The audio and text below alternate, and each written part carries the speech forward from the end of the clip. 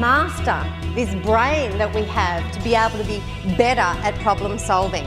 Even though I know so much about the brain, I'm so conscious now of being mindful of when my emotions are taking over and impacting my ability to think.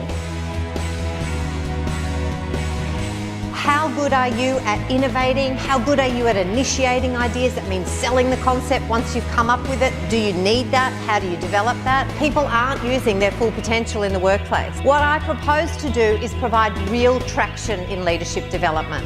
And that is through teaching people how to be able to think more effectively and include that in problem solving, decision making, how to regulate their emotions and manage their stress, how to engage their people more effectively, how to adapt and also be able to develop people with the brain in mind.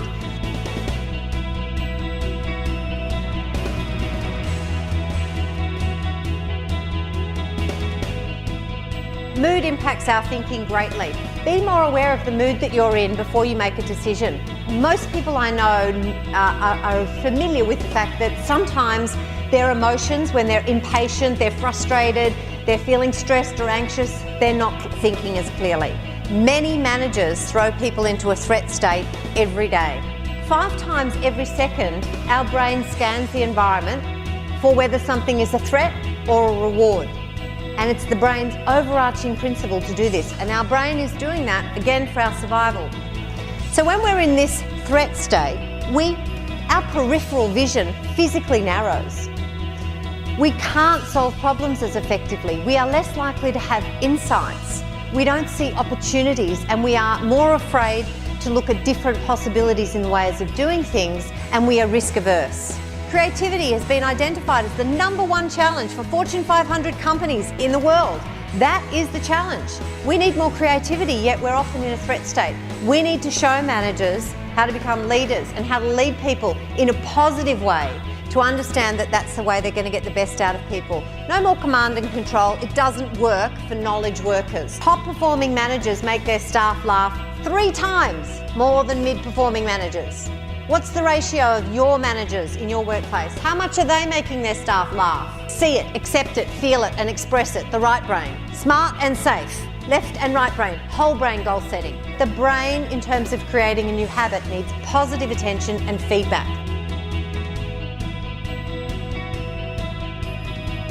When you're in a threatened state, you're less likely to have insights. You have narrow thinking and you're risk averse. And we need positivity and quiet times to have more insight and better problem solving. You can harness insights. Once you know more about how to have insights, you can become an insight machine. Our non-conscious is going all day, every day. Overnight, while we sleep, our conscious brain turns off. That's why we have all our problem solving often in the middle of the night, when we're exercising, when we first get up. So learning more about insights so that we can harness them and have more of them, and for example, bring them into the workplace, would be great. Being able to coach people to have insights, being able to slow people down enough and quieten their brain enough to have insights can make a big difference. 4 conditions required to have insights. You have to have a quiet brain, you have to be not focused directly on the problem, you have to be reflective thinking or inward looking, and you have to be in a reward state, not a threat state.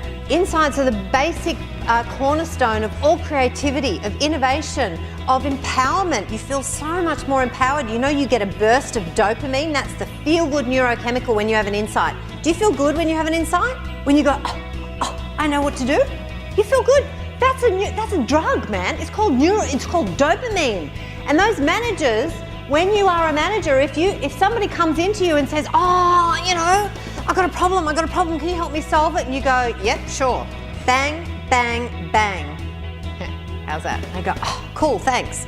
You're the one who gets the dopamine hit because you gave yourself a status burst. They don't get a dopamine hit. That's not very nice. Okay, this is a really important drug that's used in business for success.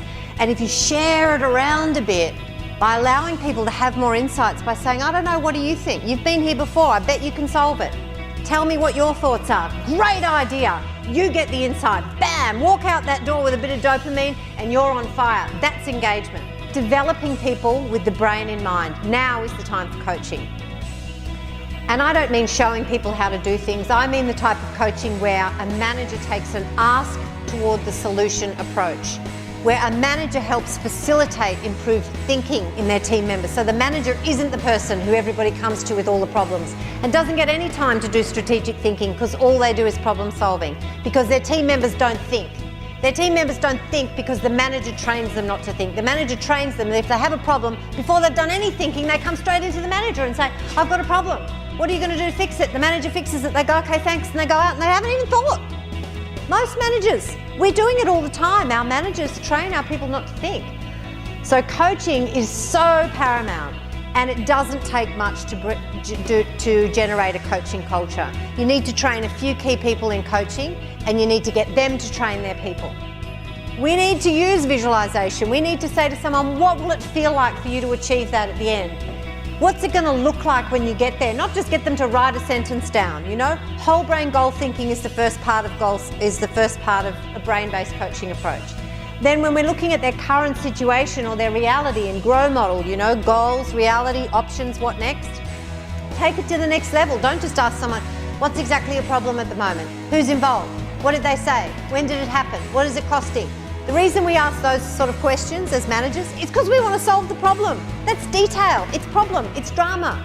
Keep them in planning, keep them in vision. What's it going to look like for you to achieve the outcome? How important is it for you to resolve them? Get them to reflect on their own thinking and you have more chance of an insight. That's what we train in coaching. It's basic coaching with a brain-based approach. And it's totally different and it's really important. Plus, you need to coach with compassion and you need to coach to the positive. And the neuroscience behind all of that shows amazing things.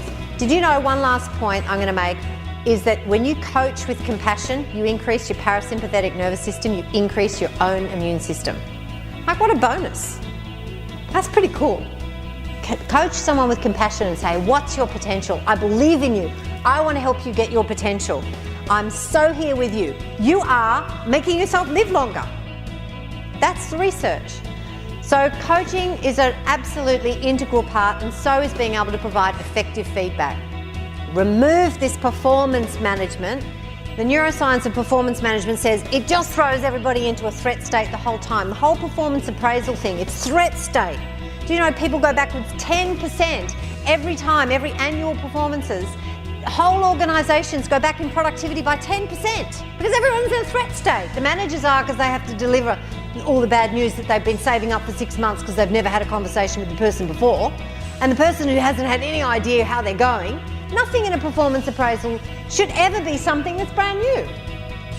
It should be forward-looking, not backward.